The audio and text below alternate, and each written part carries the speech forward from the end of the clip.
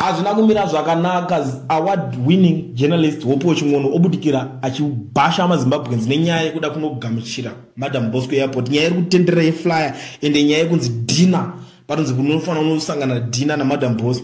You know, Madam Boss is a brand. It's not a big brand wombe, but I mean this guy any problem nazo. I mean the problem actually kuitwa say. So panapa nyaya yake problem ya arikuti Zimbabwe is a country made up of different people with different thinking capacities. That would be my answer to Dr. Chipodendere. The looters will be there blowing looted funds.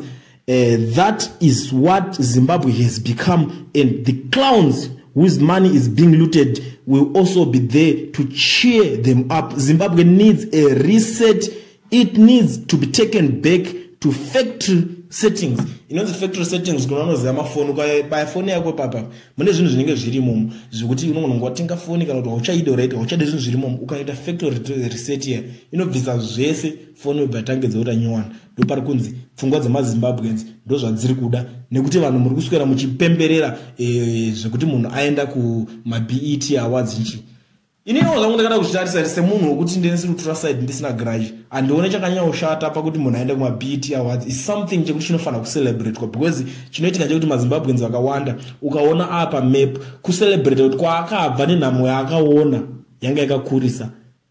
But Hope Ching'ono akupedzero hasha dzemapolitician anenge amatadza saka akutomboda kumhanya nemasocialites iwayo kuti pamwe anzi vanhu vachinje pfungwa dzavo vashift focus vaende kunorwa nemapoliticians. Ameno munoona sei nyaya guys.